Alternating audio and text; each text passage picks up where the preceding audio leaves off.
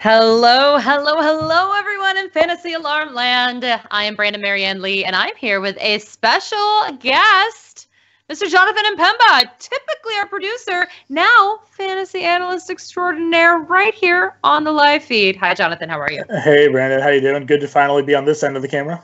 Yay! It's fantastic. Now, we are covering the AFC South. I don't want you guys to be confused because we got a homer over there doing some AFC East action, and the NFC South. We're also covering them, but yeah. Gotta represent. Patriots logo, man. Gotta represent. So, okay. You know what? I think only once I've worn a Broncos thing on this show. Well, I'm always tired of watching Howard and his, New York Yankees or Jets fandom. So I figure my time in front of the camera, let everybody know, Patriots, way to go. True. I'm wearing a blouse. Just kidding. No, so welcome everybody. We are so excited to have you. We are covering, as I said, the AFC South and the NFC South. We are going to cover a couple quick news items. I'm just going to ask your opinion on here, Jonathan. The one is the Ricky Seals-Jones arrest, which was funny. I think you actually did tweet me about this. I read into it though, and it may be the lamest arrest ever. Yeah. Like the guy just wanted to use the bathroom and they were being jerks about it. Then he tried to sneak in and they tackled him. I also wonder if this is just going to get dropped. It seems like a weird thing, right? Yeah. What's with a lot of these restaurants and hotels, even in establishments with their no bathroom use unless you're a customer, just the bathroom, he's not causing a disturbance. He seemed like from reports that he was okay until he got stopped from using the bathroom. So yeah, it seems like if anything, they escalated the incident more. Of course, he was intoxicated in public and that ended up causing more of the problem on his end later. But no, I agree with you there. But, who knows with the NFL and how they handle misconduct these days. They seem to just pick a punishment at their own will. Yeah, no, I agree. We got a wave from Brian Albert. We might as well tell you now because someone's going to say something. But Michael Stepney says, hello, Brandon, and happy birthday. Yes, it is my birthday. Thank you, Michael. You're amazing. Yes. I'm not a huge birthday person. I'm working all night. I'm not doing anything for my birthday, although my husband did get me flowers. I don't know if you can see it back. You can't see it, but if you could, you would know that there are flowers back there, which is very sweet. But we're going out tomorrow night. I think it's because I'm born in July and everyone was on vacation and no one even remembered my birthday when I was a kid. And no one was in school. No one got the birthday cupcakes. I don't know. Are you a big birthday person, Jonathan? Not really. To me, it's another day. I kind of let everybody else make it a special thing. They make it a big deal. I'm just sort of the center of attention. So.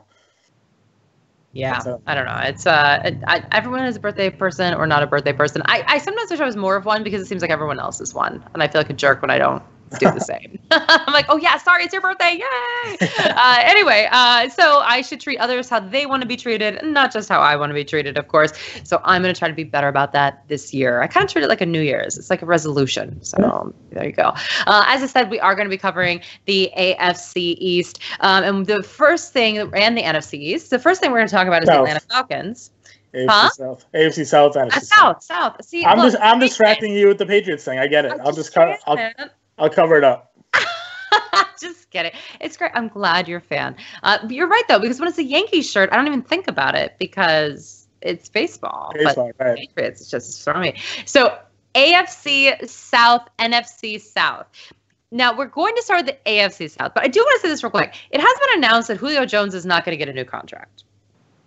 Yep. And we are going to talk about that when we start the NFC South. But I do think these news items can go one of two ways. I'm going to ask you specifically about Julio when we talk about the NFC South.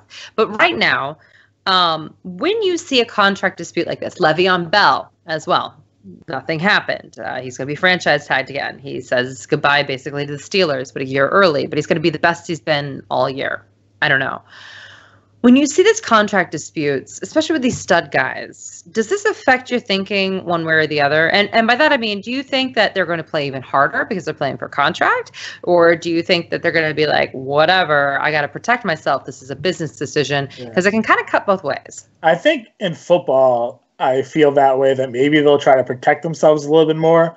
Because like I said, if they go out, they get an injury. Le'Veon Bell's already had the injury. Julio Jones had his foot injury. I worry a little bit. You can only take them at their word, though. If they say they're going to show up and play and be productive, it probably only suits them to really go out and perform than have a down season. But yeah, definitely, I'm a little bit tentative, I think, when it comes to drafting those players. Yeah, I get a little nervous too, but we're going to cover that when we get to the NFC in depth about Julio. I typically don't let it shade my opinion about the player unless it gets into camp.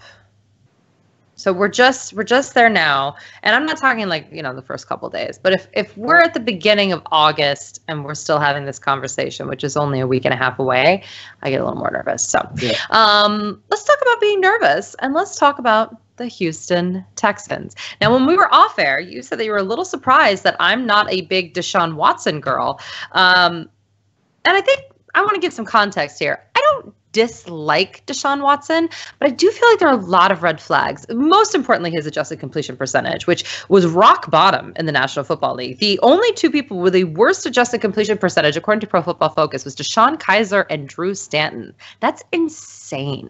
That's insanely inaccurate. Yeah. So that's one of my big fears. Also, I'd say 2 ACLs in 4 years is not like the greatest thing that's ever happened, especially for a guy that uses his legs. I'm worried because they have literally the worst offensive line in the National Football League, as rated by Pro Football Focus, as rated by pretty much anyone that has eyes. So they're going to have to protect this guy who's had 2 ACLs, who's also a rookie. They also have a whole year of tape now for this down the field action, which is what makes him special. But man, he was so great for 5 games. He really was great. So what do we do now, Jonathan? Because you're a Deshaun Watson guy, right? Yeah, I did actually draft him, in the Scott Fishbowl as a quarterback. I think he's being overdrafted, though. He's a number 2 quarterback coming off the board after Aaron Rodgers. Sometimes Russell Wilson, before him. Right. And to me, and I understand that there's some, reasons why maybe Aaron Rodgers is on a downswing with the team that he has this year, losing Jordy Nelson, Jimmy Graham, you don't know. But again, with Watson, I don't think he deserves being the number 2 quarterback. I think there are other quarterbacks behind him worth taking. But like you said, he's the big playmaker, as he's shown, when he was healthy last year. He has the weapons. Will Fuller should be healthy. As of now, he's healthy, heading into camp. He has DeAndre Hopkins. So, I do like those 2 guys as receiving options for him. And if he's going to throw downfield, there's some big play potential there for him. And, here's the thing. There's no one behind him. He has the job, obviously. He's a super stud. I don't have a problem with you drafting Deshaun Watson. My problem is, like every year, but I think especially this year, I feel so confident in a variety of quarterbacks at the end of the draft. A variety of them. I'm almost put them all together in mishmash. Just pull them out of a hat. I feel fine with it. That I just can't go in the 4th or 5th round with Deshaun Watson. And he's getting drafted before Aaron Rodgers in a lot of leagues, which is just, some people think he should be like the number 1 overall pick. They're just being hot takey in my opinion, but it's getting pretty crazy out there. So if he's going to be amazing somehow with this bad offensive line and everything else that's going against him, people are worried about Lamar Miller. Now, also, you should be worried about Lamar Miller because last season, there he was, the starter for 16 games, still only put 888 rushing yards up. Now, he did put up 327 receiving yards, which is a little bit surprising, frankly, for him. But no one else is really there. And by that, I mean, Deontay Foreman was kind of considered the guy that might do it. But then, unfortunately, he might be on the PUP list because he had to get Achilles surgery. So there's no one else really there. There's Alfred Blue, Tyler Ervin. None of that matters. Is Lamar Miller the least draftable starting running back without anyone behind him taking away snaps in the National Football? There's no one else there. Why are we drafting him? There's sort of always been a negative stigma about him that he just never reaches his maximum goal talent, right? You think of him as this dual threat running back that should be able to catch a bunch of balls on the backfield. We saw him do it a little bit, his final year in Miami, he had 47 catches for 397 yards. We saw it a little bit last year. If he gets more involved in the passing game, then maybe his value definitely increases in PPR leagues. But if you're in standard leagues, he's going to barely run for 1,000 yards, if that. You got to think the offense is going to be predicated around Deshaun Watson and throwing the football. So, yeah, there's definitely not a lot of faith in him, I don't think. And judging by his, where he's going in drafts and ADPs, there's not a lot of faith in him there either. I think I saw him, later, number 35th of running backs there. So not too great. No, not too great at all. I think he's someone that's going to fall, and I'm going to take him because I just have to. it gets to a point where, because running backs are going so quickly, there probably is value for Lamar Miller where he's going. You just can't expect the world from him. We know who this guy is. It's intriguing. I actually have a lot of opinions about that. I spoke about Derek Carr in one of our things where it's like, after 4 seasons, we know who this guy is. You know, we at least have an idea of what his ceiling and floor could look like. Mm-hmm. Getting Gruden there might give it a little burst, but come on now. At a certain point, we just know what it is. And, you know, he has for 4 seasons in a row put up over 1,000 total yards. He doesn't get a ton of touchdowns. It's just not sexy, but at least it's functional. If you have a flex, he's a perfect flex. And right now where he's going, he's A-okay. So let's talk a little bit then about the wide receivers there. So DeAndre Hopkins, you have to take him in the first round. He's going behind Antonio Brown, basically. It's him, Brown, Odell Beckham, and Julio Jones are considered kind of the top guys. By the way, Antonio Brown with maybe the most adorable Madden cover of all time. How happy did that guy look? Very lively. Yeah, I think that photo might have been taken before you found out Le'Veon Bell might have been holding out, you know. But yeah. Probably. Probably. So Hopkins is a no-brainer. You either get him or you don't. That's pretty easy. Also, I feel fine taking Hopkins in the first round and not a running back if I'm down to the kind of Fournette, Dalvin Cook, Melvin Gordon tier of life. I think that's guys feel okay with that. I know we preach. I'm big on Melvin Gordon. I love Melvin Gordon this year. So yeah, I think. But would you take Melvin Gordon over DeAndre Hopkins though? I mean, if you look at the way, you know, he's been using that offense, if he's healthy, I mean, he does, you know, maybe. I think so. I think I would say yes. I think I'll commit to that and say Melvin Gordon, yeah. I'm also a big running back guy, so I feel you can get receivers sort of later in drafts. I like to go running backs a lot, not to plug it, but there's an article coming out that I wrote saying to take running backs early and often. So, yeah, I'm a believer in that strategy. Yeah, but I think DeAndre Hopkins and Antonio Brown are my only 2 exceptions to that. Okay. But that's interesting. So that's why you guys have to diversify your fantasy content. I said this all the time because no one is 100% right, and it's always good to have these conversations. And really, in the first round, we're splitting hairs too. It's actually much more interesting and better to talk about the guys that are later in the draft and we're going to draft them because that's actually where we're going to win or lose. And by that I mean Will Fuller. Yeah. The enigma that is Will Fuller. Crazy good last year in terms of what he could do per catch, not just the touchdown rate, which I know everyone's kind of knocking his touchdown rate. They're like, he can't repeat that. And I agree, but he also averaged 15.1 yards per catch. He's an incredibly talented player that DeAndre Hopkins that meshes well with what Deshaun Watson wants to do, which is to chuck it down the field. Deshaun Watson's accuracy down the field, what he does down the field is what makes him special. That and how he uses his feet. His intermediary stuff, not good. So they need Will Fuller. But Will Fuller's a weird duck because in some leagues, I've literally seen him go in the 4th round, which is bananas. But he's not going that late. Okay, so you have to take Will Fuller if you believe in him. And that's why ADP is just a guide. But it feels like there's one guy or gal in every draft who's a big Will Fuller believer. And if they took Deshaun Watson early, they try to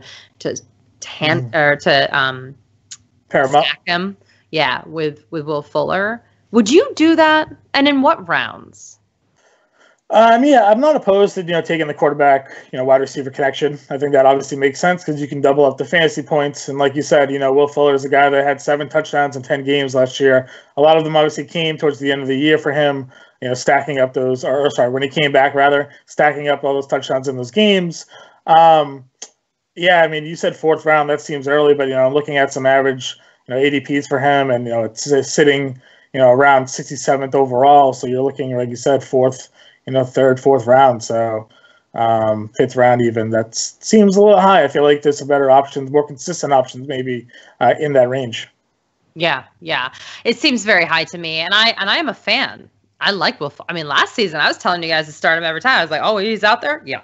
He and Deshaun Watson together. Yes. And everyone kept being like, he can't maintain this, but it kept happening. My concern with both Deshaun Watson and Will Fuller is tape. Now we all have tape on both of these players. These defenses are going to prepare for these players, and I'm a little bit worried that they're not going to have the same level of productivity. But I still think that he's going to be good enough and used enough to go with that. Now, next we have a very interesting here where people are starting to talk a little bit about Braxton Miller. There's always questions about Bruce Ellington. God love him. Kiki Kuti. What do you think about the other wide receivers on this team? Is there anyone else that you would take in a later round? I mean, I really find it difficult to really pick any of them. I mean, you said Braxton Miller and Bruce Ellington. Those are guys that people looked towards a little bit last year when there was injuries, but they didn't really come through for them. I actually like, not to jump course, but I like the tight end there and Griffin. I think potentially he could be sort of that number 3 option between them. So. I agree. I think that they need a tight end. And you guys, the Titans usually use a tight end in that offense. So I'm a little surprised. I shouldn't say I'm a little surprised. I think that they really genuinely do believe in Ryan Griffin, and that's why they didn't go out there and try to do something big to get a big time tight end. So I think they do believe them. If you remember, CJ Fedorowicz actually was incredibly accurate. They used him a lot when he was healthy. Obviously, he had to retire due to concussions, and it's just really sad. But Ryan Griffin also has concussion issues, so that would be my only hesitation about Ryan Griffin. Yeah. But I agree with you. I think he'll be used a lot more. And again, this is not really Deshaun Watson's strong suit anyway. When it comes to what he does, it's not like you're like, oh yeah, I really am excited about what he's going to do with the guy in the slot. Said nobody ever.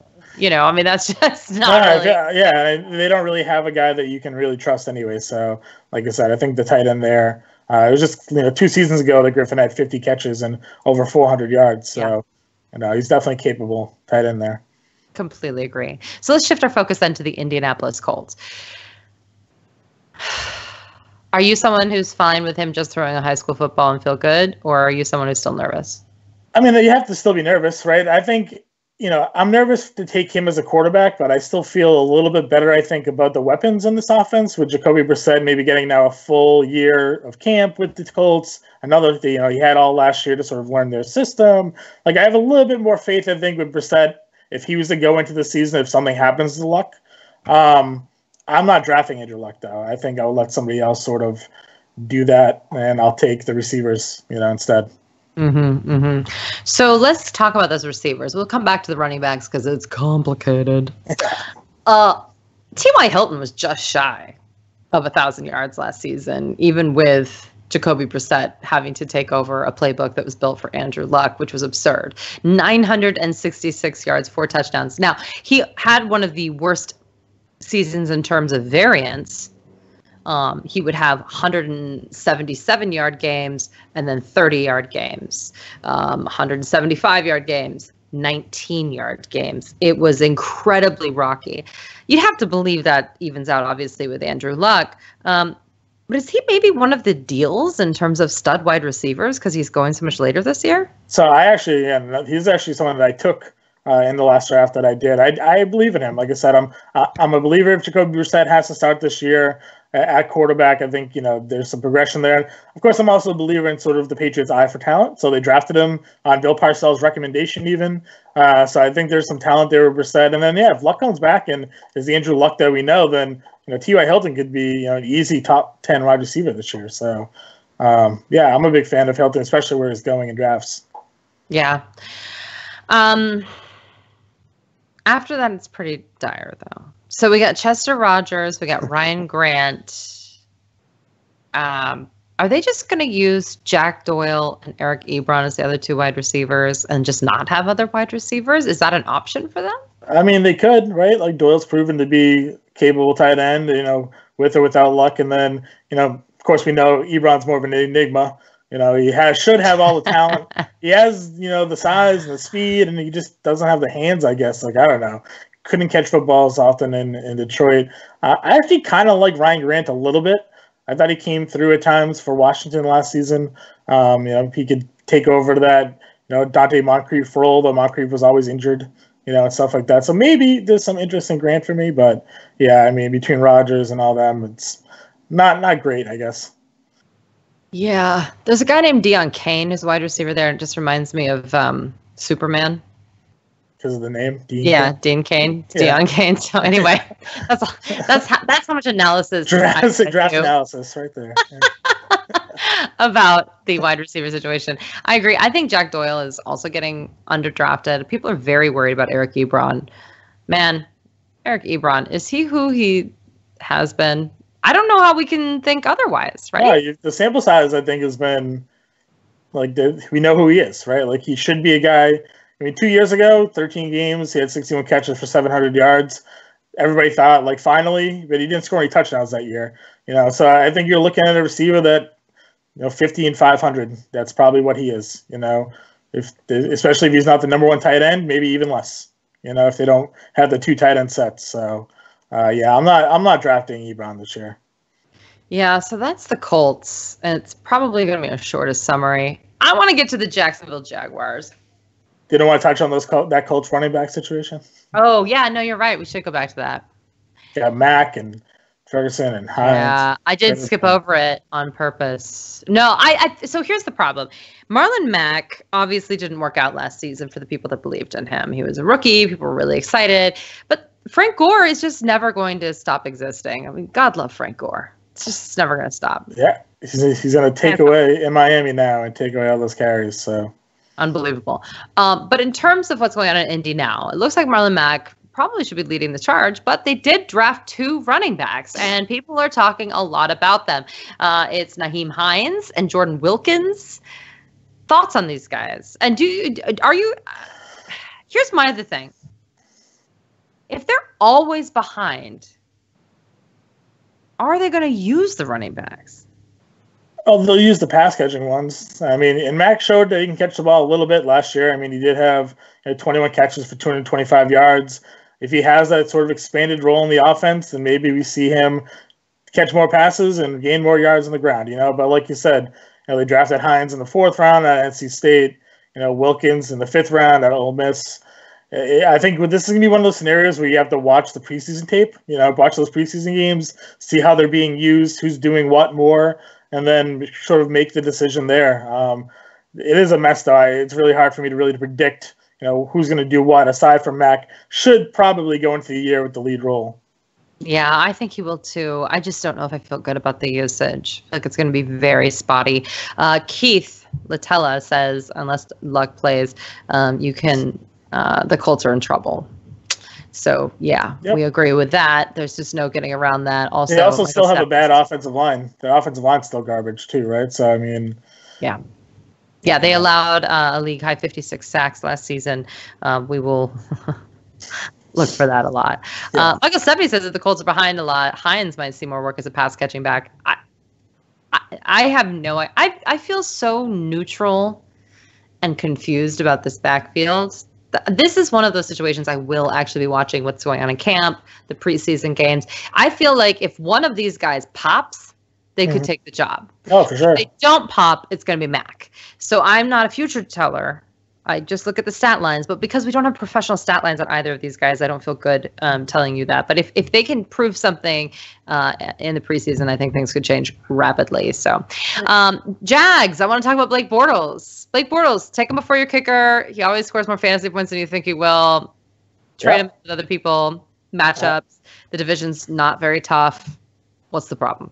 No, he's, like you said, except for last year, I think he was a top 10 quarterback for, 3 straight years or something like that? I mean, or 2 straight years. He surprises people because you see the highlights of him just throwing all these interceptions, but he's a mobile quarterback, so he makes up some of those, turnovers with his legs, which helps. And then, I don't think he's as bad throwing the football as people think. Obviously the completion percentage is down, but I mean, the touchdowns were there a couple of years ago.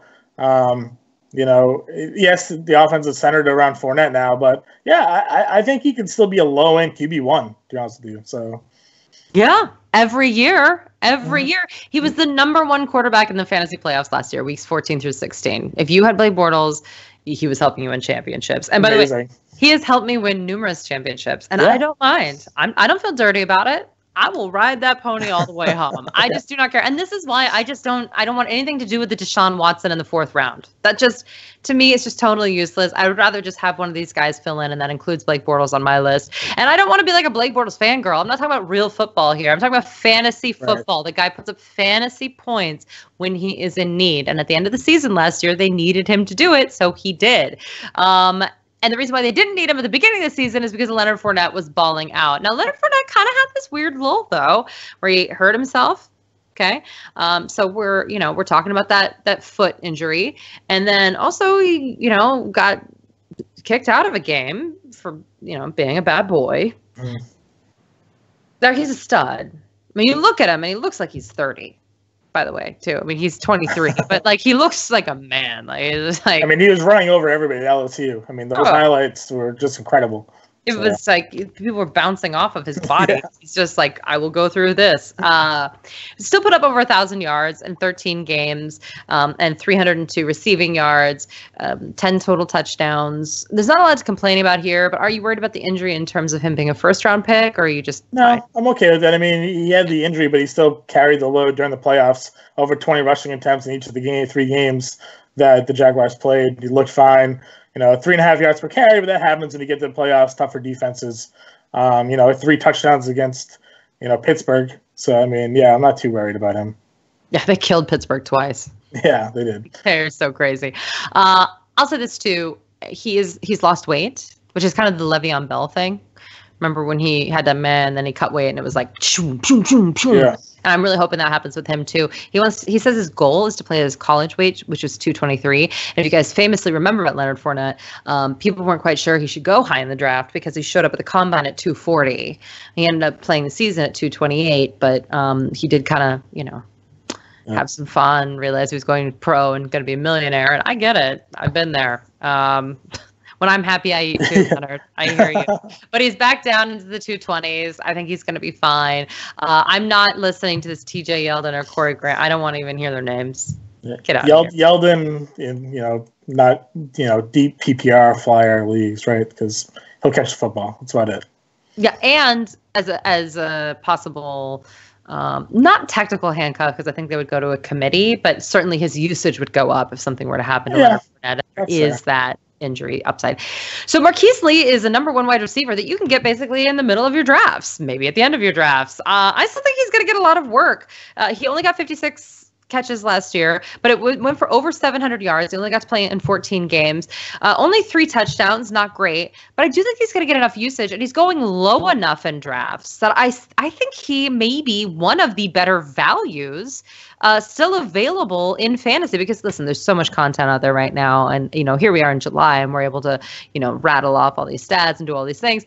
So Marquise Lee is going and way down 48 out of wide receivers, you guys. Now that's a Blake Bortles effect right there. So people down, and obviously all his receiving targets because they're down on him. Injuries obviously plagued Lee, with the exception of 2016, where he had that big year, 63 catches for 850 yards.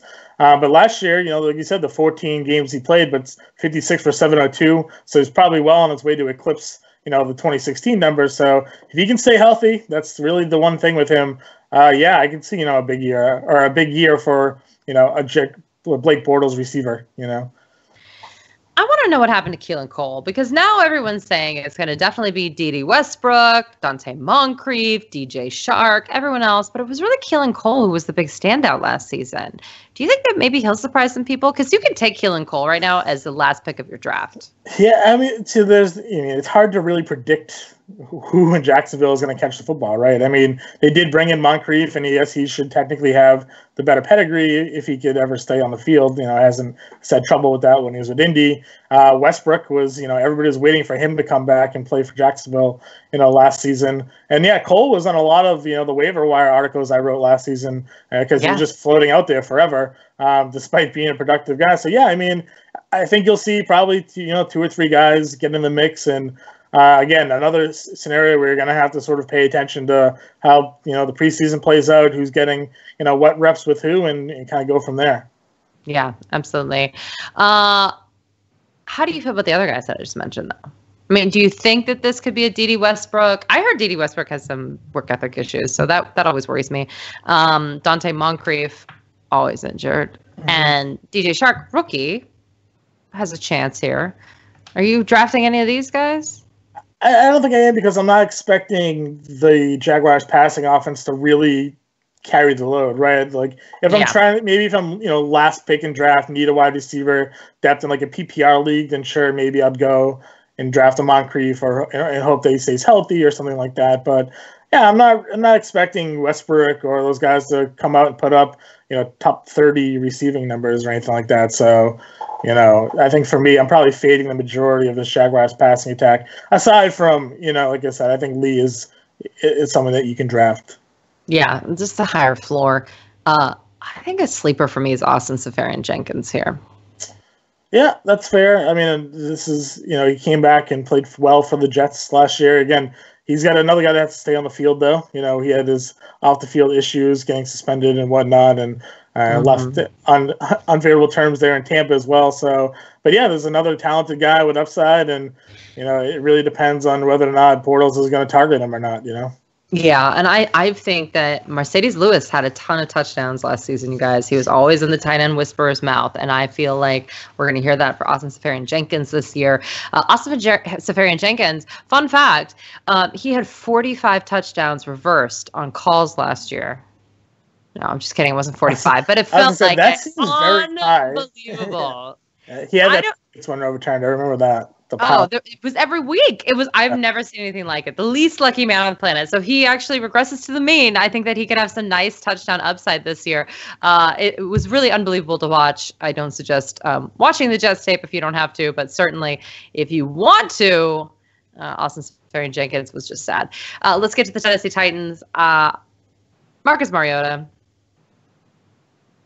3,200 yards last year. And he played in 15 games. It wasn't like he, missed like 5 games or something. In terms of the rushing, okay. 5 rushing touchdowns. That's good. 312 rushing yards. But nothing is spectacular here. Very mediocre in fantasy, but he had that huge game in the playoffs.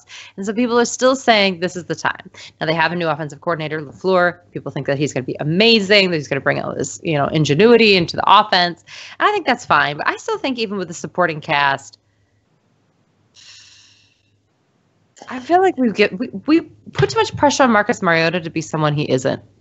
Is that fair? He burned me. Oh, I'm not going to say he burned me last year, but I was kind of high on him, obviously coming off of his 2016 season, so I drafted him in a handful of leagues. Again, he had some decent outputs, a couple of games where he scored above, league average for the quarterback, but I was expecting for him to really build upon, that production, and he goes out and throws more interceptions and touchdowns, like only 3,200 yards. I mean, that's, not what I was looking for out of him. Of course, like you said, he made up for it rushing, but are you going to really rely on not him? In fantasy. No, he still didn't score enough points. No, that's true. I mean, I was thinking it was more touchdown-wise. 5 touchdowns helped a little bit, but I mean, I don't know what to expect with him now with the new coach, new sort of offense with the weapons that he has. He's one of the more, late round. Maybe you pair him with another quarterback and hope he catch lightning in a bottle, and he sort of goes back to what he was in 2016. But tough call for me here. Too many interceptions, too many bad decisions. Just oof. So Derrick Henry, what an enigma. What an enigma. Am I right? And I just want to remind everyone that last game of the season against the Jacksonville Jaguars, he had 28 carries and went 51 yards. Just a reminder to everybody, if he hadn't popped that one big reception for 66 yards and a touchdown, you guys would have been like, whoa, this is scary. But good for him. He always does it. He has one big play per game that can make up all your fantasy. But then they brought in Dion Lewis. So are they back, even though they have a new offensive coordinator? Is this still exotic smash mouth?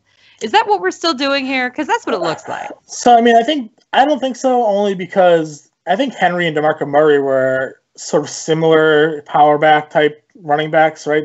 They're too much alike to me. You bring in Dion Lewis as more of the shifty pass catching receiver. I think they could almost settle into a role. Plus, you wonder, how Lewis will fit in the Titans system versus New England.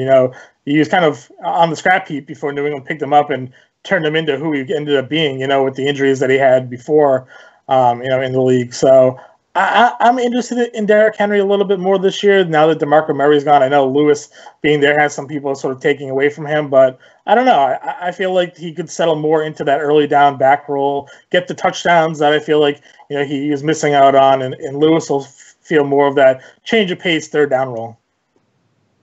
Yeah, I think this is a split. I'm very worried. I think Henry's going really high. Yeah, it's fair. That's fair. I mean, like you said, it's hard to ignore the production that Lewis had, in that Patriots offense last year. 896 yards rushing.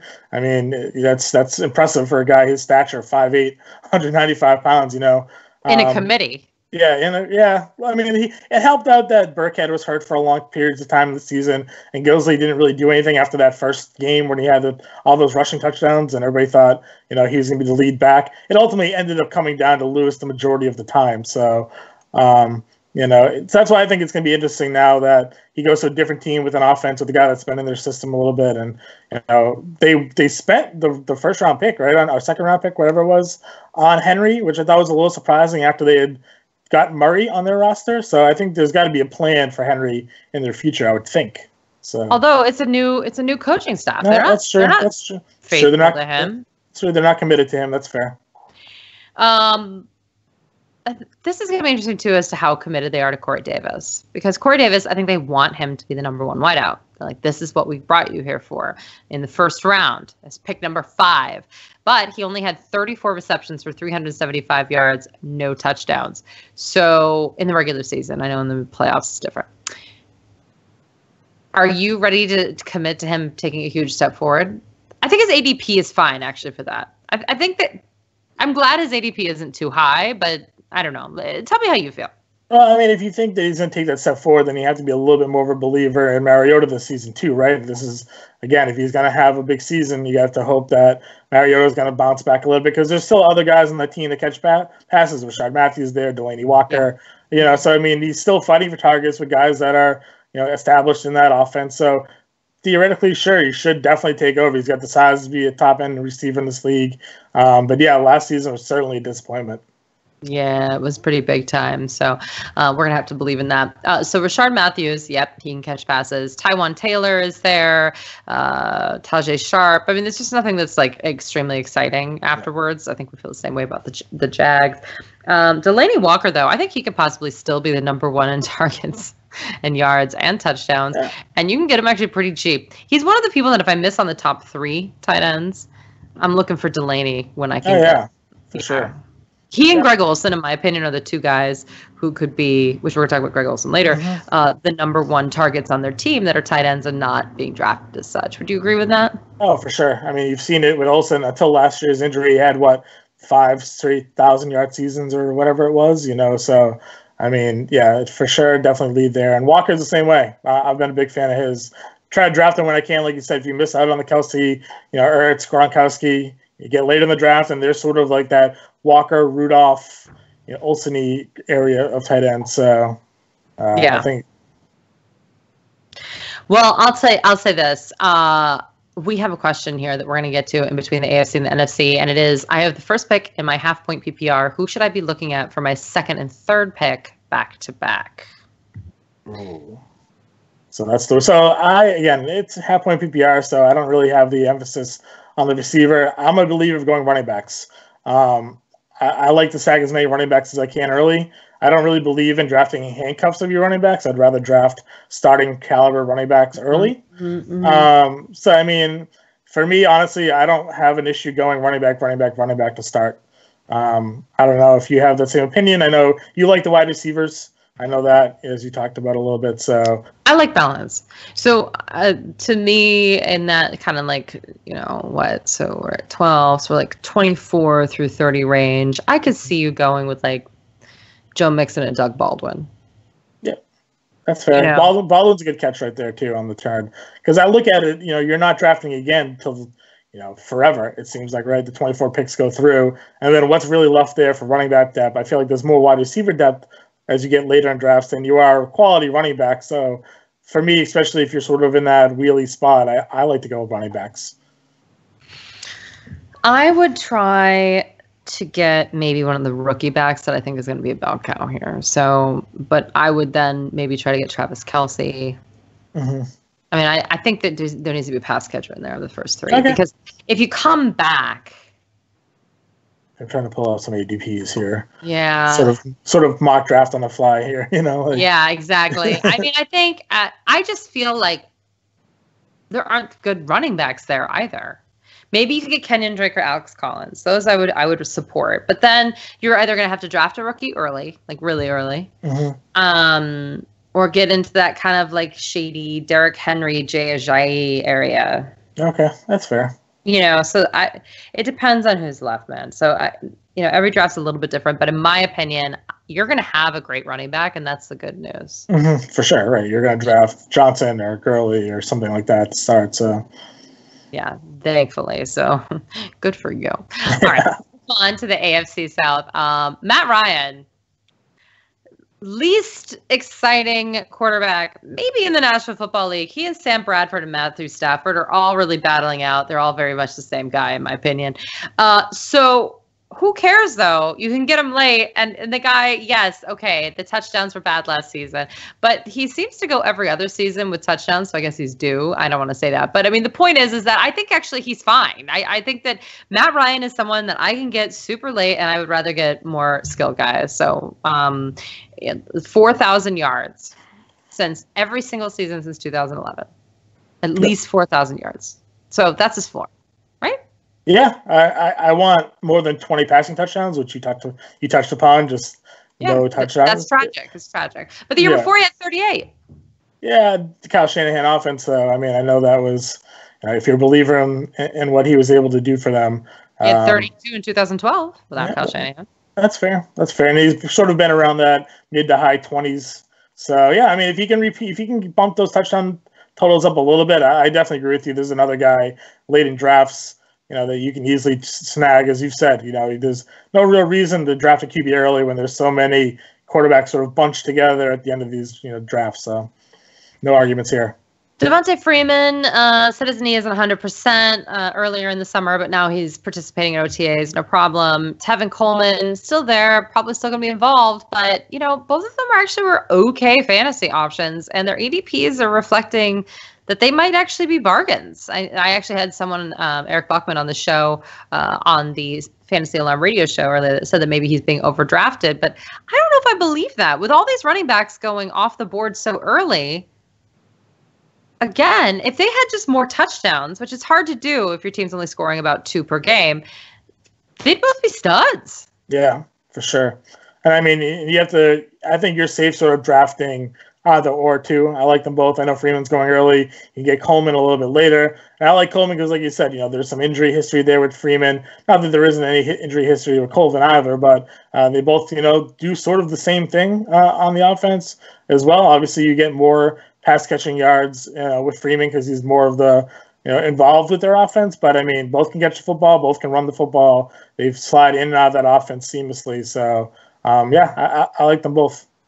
I sort of got slammed at the draft when I was doing coverage, and I brought up the fact that Julio Jones deleted all of the Atlanta Falcons stuff from his social media accounts. And everyone said, no, but he explained that that's because he's doing professional things. And I said, that makes no sense to me. No. If you're doing professional things, you don't delete the things that you do professionally from your account. Okay? Right. Like this, what are you talking about? They draft Calvin Ridley. I say this is a sign. I think there is trouble in paradise. I, again, get told I'm crazy. And now here we are in July and there's trouble in paradise. I believe this. I think this is a real problem. What do you think? Yeah, I mean, I was surprised to see Ridley go to them when he was drafted in the first round there. And then it sort of made a little bit more sense as the offseason rolled out. And you see that Julio's unhappy with the way things are going. They're unsure if he's even going to report to training camp. The last thing I read was that they're hopeful. They told him that they're not going to restructure his contract at this time. He still has like 3 years left on his deal or something like that. So maybe Calvin Ridley was sort of like the backup plan, hey, one Alabama receiver goes out, another one comes in. So we'll see. It'll be interesting. If he's not in training camp, that's not a good sign. I just feel like Julio Jones is the kind of guy that would downplay anything. Like, he doesn't seem like someone who's going to, like, go out there and be like, I'm really angry. He's not going to, or like Le'Veon Bell, who's just very demonstrative as a person. That's never been Julio Jones's game. So, of course, he's been downplaying the whole thing. But if you subtly are deleting pictures from your social media accounts, ask anyone who's been dumped. Okay? Look at that and then do the sense, okay? It's all about the follows. Yeah, exactly. And then also, like, just subtly deleting people from your life. Yeah. It happens. Mohamed Sanu was kind of a guy that you could get in like DFS, really. I would say more of a DFS play on like a weekly basis when it was like a good matchup. Obviously, him having more touchdowns than Julio Jones was upsetting for a lot of people, but real life. I don't think anyone's really drafting him. And then Calvin Ridley, same thing. I'm not really into Russell Gage or Marvin Hall, although I think they like Marvin Hall quite a bit, so he'd be someone that maybe could surprise. But how late is late enough to draft either Mohamed Sanu or Calvin Ridley? Yeah, I mean, I think we're looking like after round 10, I think, right? I'm not... Yeah, way after. Yeah, way after, right. So, I mean, like, these are going to be bench slot receivers. I would rather take Ridley over Sanu, in my opinion, just if I'm looking for upside. I'm not drafting Sanu in hopes that he's going to be a productive player on my roster. I think it's more of like a fail-safe for Jones. In that case, I'd rather draft Ridley. Sanu's probably going to be on the waiver wire. Odds are, a couple weeks in. Anybody who drafts him is going to need to make a move, and Sanu will be like the first one cut. So, also on the waiver wire is going to be Austin Hooper. He did take a step forward, but it wasn't a big enough one, ending the season with 526 yards and 3 touchdowns. The real problem is that 128 of those yards and 1 touchdown was in the first game. So. Yeah, and Howard was jumping for joy because he was his baby. He was a big Austin Hooper guy. Yeah, I mean, I think most people are. They are, but it just didn't work out. And we have a lot of like fun, stats here that are going to be coming to you in my surprising stats article, and I did want to read a couple of them here because the Falcons are just an incredibly interesting team, and I just want to say the Julio Jones touchdown problem is not new. It wasn't just last year. I do want to point out that I'm going to look it up so I have the exact thing. Yeah. Over the last 4 seasons, Julio Jones has only scored 23 touchdowns during regular season games. That's only 5.75 touchdowns per year in 4 seasons. Yeah. So if you're also playing in non-PPR, I understand if you are definitely going to wait Odell Beckham over this, or Michael Thomas, in higher scoring offenses on teams that use them differently. And I think that's really important to point out. So I wanted to bring that up. No, it's fair. I think it's because they use the running back slot when they get in that red zone area, and that takes away from sort of the jump ball Julio Jones plays. So. But the thing is Julio Jones is the only wide receiver to have over 1,400 receiving yards in 4 seasons in a row. The only one even close is Antonio Brown with 1,200 4 seasons in a row. So this is not a knock on him. This is just how they're playing ball. Mm-hmm. It's weird. Carolina Panthers, Cam Newton, always a top 5 quarterback. Never gets drafted as such because I don't know what he has to do to get respect. I don't understand it. But, some people are now reporting that he's in the hot seat in Carolina. There's all sorts of weird stuff. Do you think just Cam Newton rubs people the wrong way? That's the only explanation here. He is Russell Wilson, guys. Like, in terms of fantasy points and like being consistent, right? Where am I think, consistency. Well, Russell Wilson led the league in touchdowns last year passing, so obviously he's a better passer. Yeah, I mean, you have that one year when he won the MVP, was his best passing season. But I mean, from fantasy point standpoint, sure, they're definitely right there. I think you said he was number 2 in points last season. So, but yeah, I think you look at it. There's also, he complains a lot that he takes some cheap hits, which he probably does for sure, because he's a big quarterback and he runs a lot and he gets these late hits and referees aren't calling for him. I think he gets sort of a negative, perception of the league. You also have that issue where you're sort of condescending towards that reporter last season, female reporter asking about, plays, and that kind of hurt his image as well. People don't like the dabs. I mean, there's a lot of reasons I think personally why people don't like Cam Newton and that. But, I mean, as in terms of fantasy, you should be drafting him. Like I said, I was looking to target him this year in one of my drafts. He got sniped right before me. I have no problem taking him again this year. Are you worried about Christian McCaffrey now that C.J. Anderson's there? I don't think so, because I don't know. I feel like he's still going to have the role that they drafted him to play. There were still running backs that were there last season. that could have inhibited his production, and he still went out and had 1,000 total yards. I don't think we're ever going to see Christian McCaffrey go and rush for 1,000 yards. Right. But I mean, if he goes and rushes for 600 and catches for 700 this year, that's probably fine, more than fine. I think that's sort of what you can look for him, right? Speaking of rushing for 1,000 yards, C.J. Anderson did do that last season. I think there's a possibility that he's a sleeper. Yeah, I mean, again, this is the thing with him is he's someone that people were burned by a couple of years ago. They sort of expected a big season out of him. It didn't come. But yeah, last year was perfectly fine. He caught some passes out of the backfield too. The other thing is that running backs in Carolina, you wonder if Cam Newton ends up taking their touchdowns away, and he's the one running for more, and he rushes for all those yards himself too. So, we saw D'Angelo Williams and Jonathan Stewart have some good years there with him. But, there's always that worry that Newton takes it himself, calls his own number. Who's going to be the number one wide receiver in Carolina? Greg Olsen. I agree with that statement for sure. He, again, with Delaney Walker are my two targets if I cannot get the big three. But if you were to say the wide receiver position, would it be Devin Funchess or DJ Moore? I think I'm going to roll with Funchess there. I just don't know, what Moore is going to do in his year there with Carolina. You always worry about receivers in their first year. So I think I'm going to go with Funchess. And again, I'm not drafting. I don't really target receivers when it comes to Carolina because Cam Newton he's not known for throwing. I think Olsen's always been a security blanket. I trust that to be consistent. And, the receivers kind of fly by their own. Yeah. I'm not going to talk about Torrey Smith.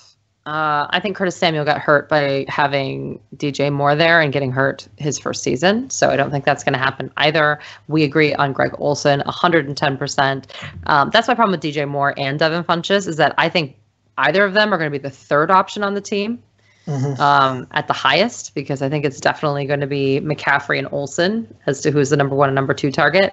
And so one of them will be 3 and one of them is going to be 4. And for fantasy, with a guy who's only thrown 4,000 yards once, and that was his rookie season in 2011, I'm just not going to do it. Let's do the opposite quarterback, Drew Brees, here for a minute. Drew Brees is never going to die, right? I don't think so. I mean, what was funny about last year is, well, he had some, depressed counting numbers. He had, the best completion percentage of his career. His quarterback rating. History. Yeah, in history, even better. In history, his quarterback rating was one of the highest it's been in years. So I mean, he was an efficient passer. They just took the load off him a little bit, with the help of Kamara being there and Ingram sort of carrying the load. And that's probably for the best. He's getting older. He's had some issues, soreness and injury issues over the last couple of seasons. So he's another guy I think that you can still sort of target in the middle to later of your drafts and be okay with him as your quarterback. Yeah, and you know what? He has had over 4,000 yards every single season since 2006. I'm hoping we see a Brees Brady Super Bowl. It's probably the last moment we could have such a thing because Drew Brees, 39 years old, will be 40 by the time of the Super Bowl. Brady, 41 coming up here. So, right? Yes, because he turns 41 in August. Yeah, I think that's right. And you're the fanboy. You gotta tell me. I don't know. I actually don't know Tom Brady's birthday by heart. Oh, that's too bad. I thought it was like a national holiday when you're born. No, no. That's too bad. Okay. I will say this: Alvin Kamara obviously is a stud. Mark Ingram suspended, but he is coming back. People think it's just going to be A-okay. I think they might hold a little animosity, but a lot of people are talking about this kid, Boston Scott. I don't know, you guys. They can't have 3 running backs there, right? Can they just commit to Alvin Kamara? Now I'm getting nervous. They just signed Shane Vereen too, so I mean. Yeah, what's happening? Are they going to kick out Mark Ingram? Maybe they're kicking out Mark Ingram. They never really liked Mark Ingram. It seemed like they brought in Adrian Peterson, and it seemed like he was already sort of falling out of favor with them. It's very possible, and now Kamara, if he proves in the couple games that Ingram's out that he can carry the load, and last year wasn't a fluke. You could definitely see Ingram sort of on his way out this year. Hold on. Where is Mark Ingram is still a Saint, right? Yeah. I'm showing him still as a Saint. Are you not showing him as a Saint? He's Did they take him off a depth chart because he was suspended? Maybe? Yeah, I think so. Okay, we're good. Yep. Whew, I had a moment. Guys, I've been really busy today, and I thought, what did I miss? All right, so this is why we have to check these things. Michael Thomas, stud. Is there anything else to say about Michael Thomas? No, I mean, I was actually a little worried last year for, and then he came through. So, I mean, this is just what it is. He's going to be the number one receiver on that team, going to catch 100 passes. Even if Drew Brees is not throwing as much, he's going to be throwing to Michael Thomas when he is. So, sign me up. Guys, believe it. One of the greatest rookie seasons of all time, then repeated and was better. Believe, people. Yep. Also, 77.8 yards per game. He's a beast. No, he is. He's great. Who's going to be the number 2, though? We know that person's going to be very valuable. Is it going to be Cam Meredith? Is it going to be Ted Ginn again?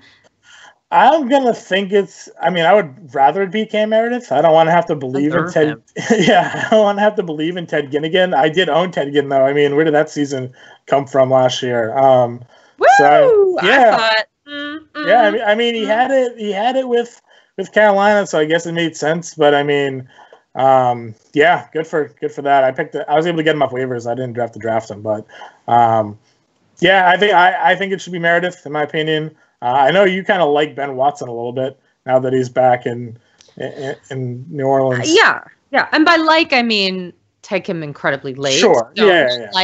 Oh yeah, he's in a top 10 guy. But I do think that there's a good chemistry there with Drew Brees. He's actually incredibly effective. He's back with him. I think this is fine. I'm with you on Cam Meredith. I think a lot of people forget in 2016, he wasn't even supposed to be a guy in Chicago, and he ended up catching 66 passes for 888 yards and 4 touchdowns in a really putrid offense.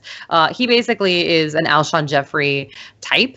And that was what was so crazy about everything. They basically got him for free from Illinois State. But really, in terms of metrics and everything, they actually are very similar. So if he can do that with Michael Thomas opposite him, with Drew Brees throwing him the ball, he is definitely worth where he's going ADP-wise. Ben Watson, yeah, I mean, listen, he's a guy. I'm not going to sit here and, say that he's, amazing or anything. But I will say that it was just in 2015 that he put up 74 catches for 825 yards and 6 touchdowns. Yeah. So it's not like it was that long ago.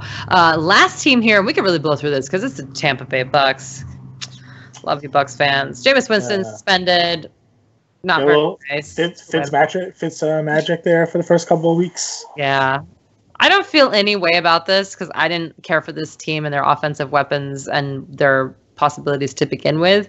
But it's just too bad because Mike Evans is just being wasted, I think, in Tampa Bay right now. I'll get there in a second. Okay, Ronald Jones, though, in my opinion, did go up in value without Jameis Winston there. Yeah. Guys, if they give, I keep saying this, I'm going to say this sentence over and over again. If they give Jacquizz Rodgers 20-plus touches a game, what are they going to give Ronald Jones? Right. I know he's a rookie, but you guys, he is the guy there. Yeah, go to Fantasy Alarm and find the Something to Think About video where you talked in depth about Ronald Jones and the touches he should be getting. Because you said Jacquizz Rodgers and Peyton Barber last year, the number of touches that they got. Should all go to Jones, I would assume, this year, too. Now, I don't coach the team, so they can mess it up. But if you look at their tendencies, it should be strong. Also, their tendencies, they're still going to target the heck out of Mike Evans. There's just no doubt about it, with or without Fitzmagic. Although Fitzmagic does not target him at the same rate. And I will say, again, his catch rate is an issue. The yards after catch is non-existent. Under 2 yards after the catch. He is taller than 2 yards, people. It doesn't make sense. Yeah. He said he's going to work on that as well.